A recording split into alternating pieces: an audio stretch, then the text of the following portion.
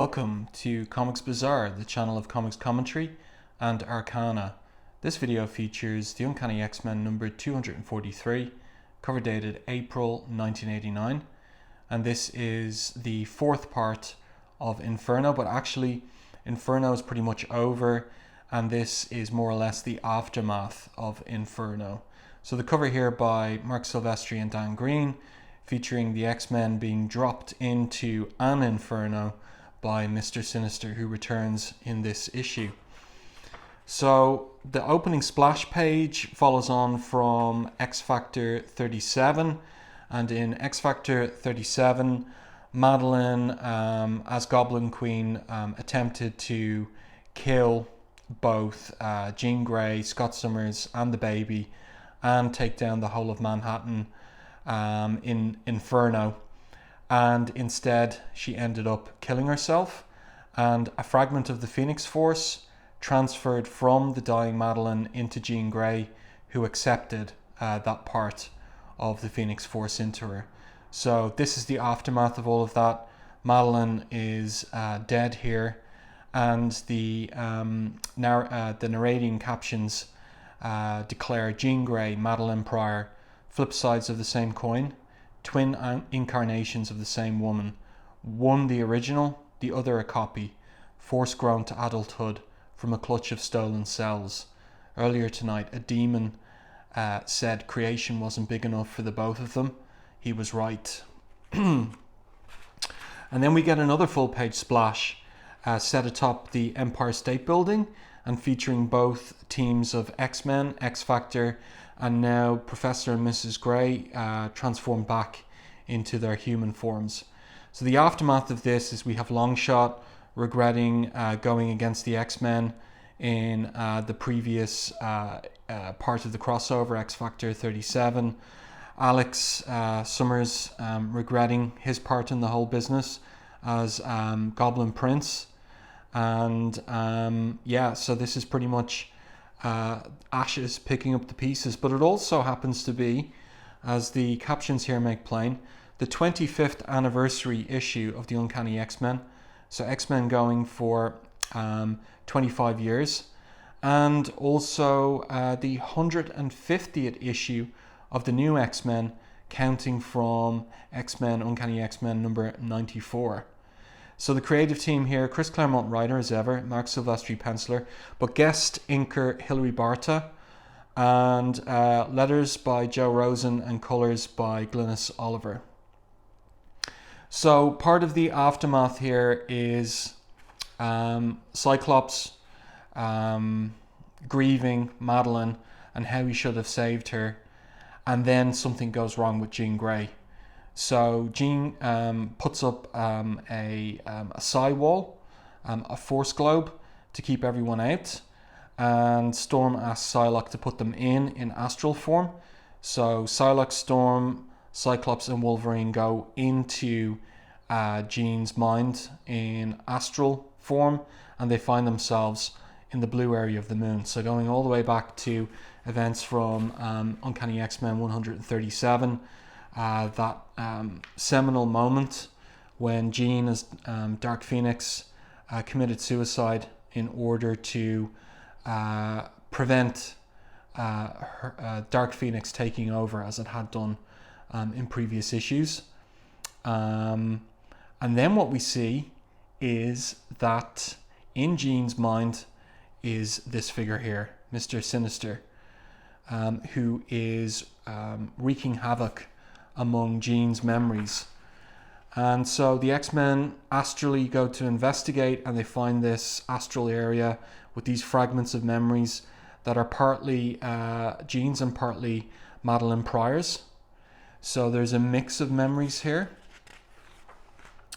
And what they find is that Madelyne is still operating on the psychic or astral plane, and still determined to get her revenge.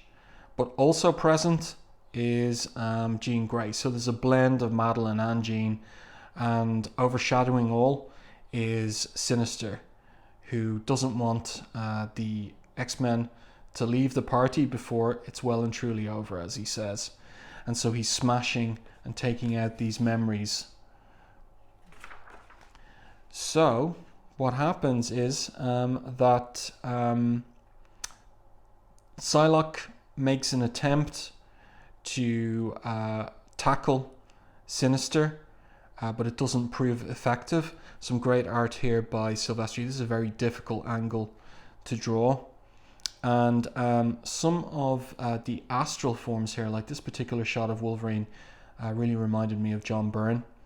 But this is kind of like an emotional climax where Madelyne is still talking about the unfairness of what happened to her, and how she's still determined to work some kind of revenge, and how it all goes back to the poor start she had in life, having a creator like Sinister. But then we get this key speech by Astral Storm to Madelyne, where she disagrees with Madelyne about the poor start being a pawn of Sinister's as an excuse for her actions. No, that is the cheapest of excuses, and you will not hide behind it, she says. Creation is but the first step along the road of life. You make the decisions for what comes next. You bear responsibility for the paths you choose. Have you no pride, woman, no regard at all? And if not for who you are, then who you might yet be? Why are you fighting us when your true foe is the monster who made you his tool? Madelyne Pryor has no being save that which resides in your memories, and he's erasing them, expunging you as though you had never been. He used you in the worst possible ways, and still you wish to do his bidding. So we're getting this kind of moral debate about the rights and wrongs of Madelyne's transformation into the Goblin Queen, and her determination to get revenge on everyone to the point of killing her own baby even. And there's, I was thinking about this recently, there is some mythical warrant for that. I was thinking about the Greek myth of Jason and Medea, and how Medea, when abandoned by Jason, gets revenge on him by killing their children. And it was notorious in Greek mythology. And Medea was also considered to be a sorceress. So there's a little shade of the Jason Medea myth behind Claremont's treatment of Madelyne in the Inferno storyline, I think. So Psylocke again attempts to help out but fails.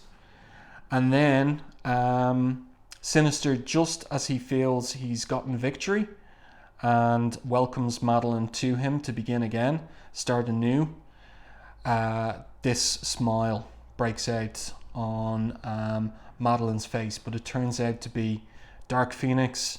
It turns out to be Marvel Girl. And as she says, "You lose, Sinister. This is my mind, my soul, my life, and I mean to keep them to myself." And then we leave the astral plane and we pick up with Sinister in, it turns out, the abandoned X-Mansion.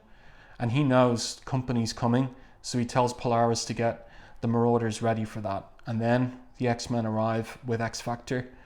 So they go in carefully through the roof, and Rogue and Psylocke go underneath the mansion into the hangar complex. So what they discover, here's this, I only noticed this now, actually a pair of eyes here watching. Who could it be? Probably Sabretooth, yes. And then we switch scene to ship, and Beast on board ship, who has gotten Professor and Mrs. Grey costumes, and they're looking after baby Nathan. Longshot's also present. Ship doesn't recognize Longshot because of Roma's spell, which makes the X-Men invisible to technology, including alien technology like Ship. And basically Longshot is worried about whether he might betray the X-Men, given the effects that Inferno had on him and the dark side that came out of him.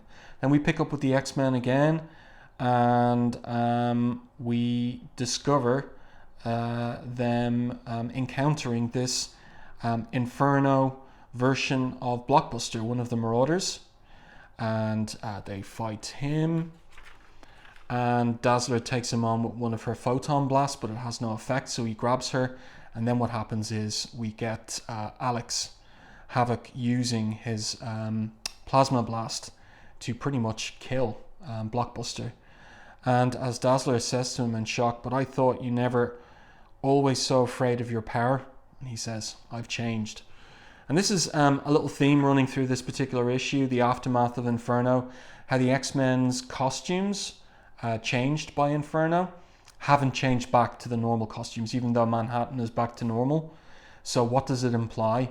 What is the implication of it? That the X-Men's dark sides, they've integrated them into their selves now. They're tougher than they were.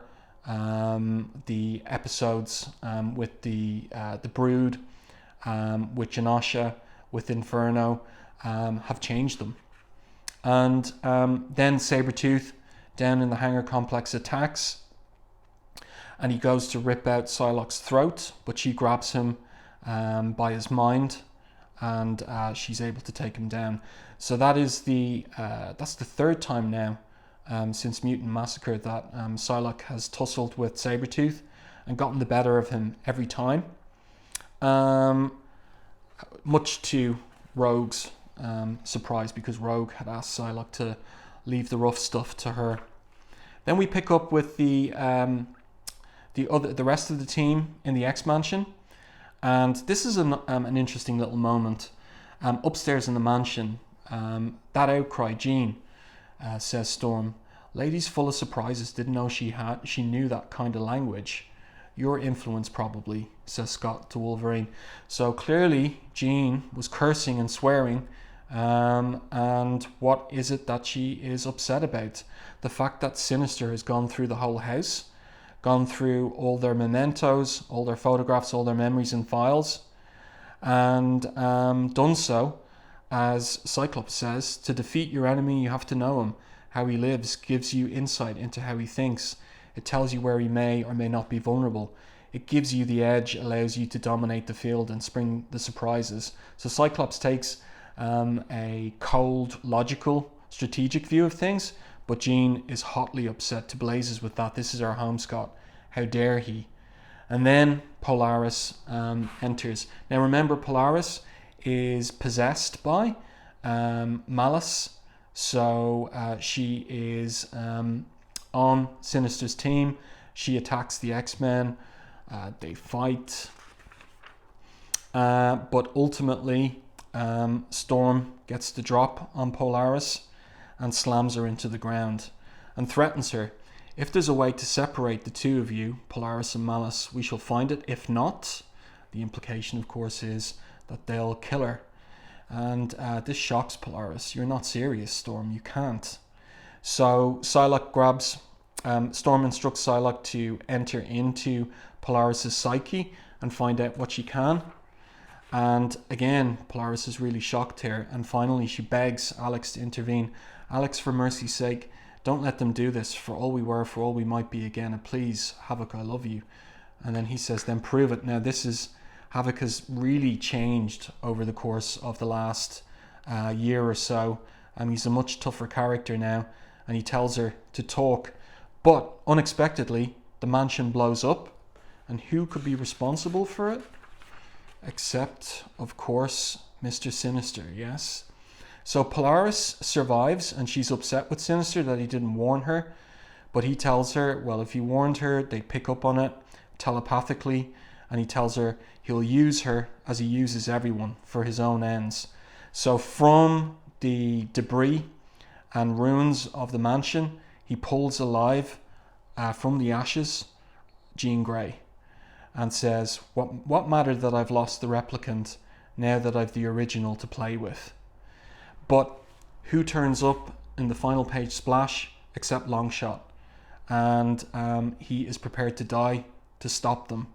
And as Polaris says, it'll be their pleasure to kill him.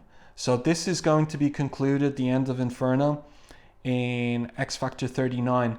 And something I was thinking about was up to this point, up to this issue pretty much, you could read along X-Men exclusive or not bother with X Factor, but these last 3 parts of the Inferno storyline, you have to read X Factor 37, you have to read this, and then on to, you have to read X Factor 38, this, and then on to 39. Otherwise, you're not going to have the full ending of the story.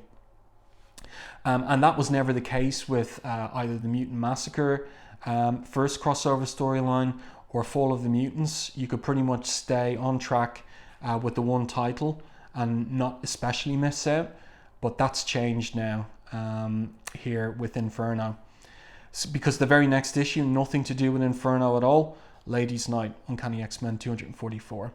So I hope that you enjoyed this review and commentary video. If you did, please like the video, and if you haven't done so already, subscribe to the channel and stay tuned for more content like this.